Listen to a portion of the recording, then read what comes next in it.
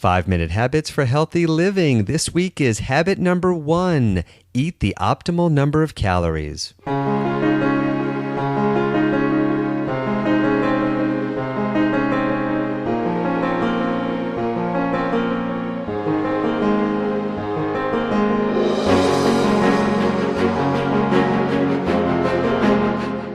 Hello, this is Dr. Brian Morris, and welcome to 5-Minute Habits for Healthy Living, where you will learn the tools to practice a healthy lifestyle 5 minutes at a time. Life has become very complicated with a seemingly endless amount of health information at our fingertips. How do you know what to believe and what not to believe? On this podcast, I will sort through the maze of healthcare information and distill it into easy-to-digest, time-tested, evidence-based practical habits.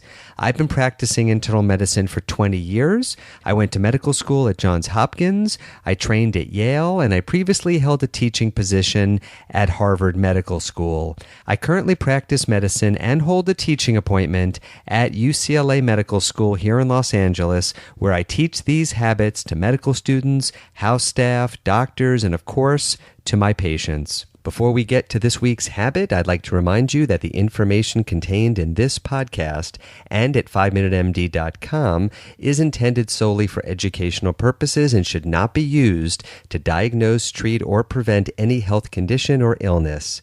This information may not apply to a specific health situation and is not a substitute for medical care by a qualified, licensed, board-certified healthcare professional. Please consult with your healthcare provider before implementing any of the ideas in this podcast or making any changes in your healthcare regimen. This week's habit is habit number 1, eat the optimal number of calories. Healthy eating involves 2 components, eating the right amount of food and eating the right types of food. This first habit is to eat the right amount of food, specifically the right number of calories every day. Do you know how many calories that you should eat each day? Most people don't. However, it turns out that how many calories we consume is one of the most important factors in determining how healthy we are and whether we gain weight or lose weight. Is the calorie count the only factor that determines how much we weigh? No. But is it extremely important in determining whether we gain weight or lose weight? Yes. Our weight is determined by many factors, but the balance between calories consumed and calories burned is the most important determinant of our weight. Does this sound too simple to be true?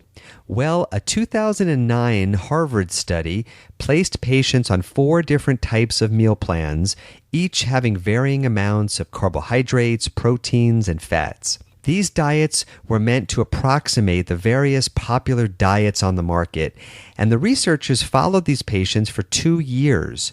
At the conclusion of the study, they found that no matter which diet the patients were following, the one factor that best predicted weight was calorie consumption. How many pounds these patients lost or gained related to the net balance between how many calories they consumed and how many calories they burned. So the first step in reaching an optimal weight and the first habit in our healthy living process is to figure out how many calories we should consume each day. Then we monitor our daily calorie consumption through the use of a website, a smartphone app, or even just a handwritten notebook. In research studies, patients who monitor their calories are about twice as likely to reach an optimal weight than those who don't. Yes, twice as likely. Monitoring what we eat is important for 2 reasons. First, it makes us accountable, and when we're accountable, we're much more likely to make good choices. Second, it makes us aware of exactly what's in the food we're eating. It's amazing how quickly people can improve the quality of the food they're eating when they see exactly how many calories, how many fat grams, how many fiber grams, etc. are in the foods they're eating. When I recommend calorie counting to patients, the first response I usually get is, "I don't have time to monitor what I'm eating." My response is yes, it will take some time, about 15 or 20 minutes each day to keep track of what we're eating. But doing so is one of the most important 15 or 20 minutes that you could spend each day. In the old days, we had to use paper food journals and then look up everything individually. Nowadays, we have sophisticated electronic programs and apps that make this process almost effortless and much more helpful as well. I recommend to most patients that they use electronic programs either online or on an app, which allows us to monitor what we're eating no matter where we are. Some popular programs include Lose It, MyFitnessPal, or Spark People, and most of these programs are free or nearly free and have databases that include the menus from most chain restaurants. Moreover, these programs can store lists of your favorite foods and beverages, making it really easy to re-enter information once you've created the list of your favorite foods. Try it out. Here's your homework. Talk with your healthcare provider about how many calories you should be consuming each day via foods and beverages. There are lots of factors that come into play when determining how many calories you should consume every day. Some of these factors include age, weight, activity level, but there are also other factors that need to be factored into this calculation. Work with your healthcare provider to determine the optimal number of calories that you should be consuming each day. This daily calorie count should be sensible and realistic. The apps and the websites that I previously mentioned give a reasonably accurate estimation of how many calories should be consumed each day, but it's always best to review this estimation with a healthcare provider to make sure it's as accurate as possible. Once you have a daily calorie target, you can start monitoring your calorie intake each day to make sure you're consuming the optimal number of calories. Ideally, you'd be doing this 6 days per week, even God took one day off, but try to keep track of your calories at least 3 days per week. I typically recommend at least 2 weekdays per week and at least 1 weekend day per week.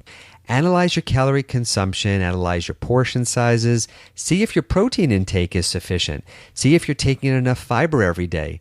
Make sure that your calorie balance, calories in versus calories out, is either equal if you're already at your goal weight or negative if you need to lose more weight to reach your optimal weight as determined by you and your healthcare provider.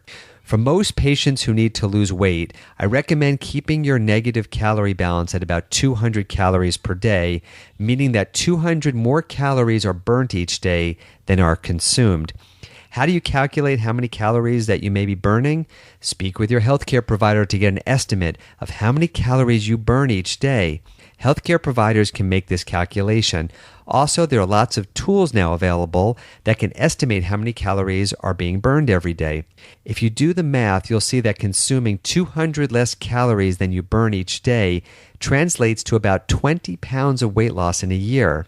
So the first habit of healthy living is to eat the optimal number of calories to reach an optimal weight. Next week, we will discuss habit 2, which builds upon what we discussed in this episode. Let's keep the dialogue going. Let me know what you think of this week's habit for healthy living. Post your comments and your experiences on the 5 Minute MD Facebook page.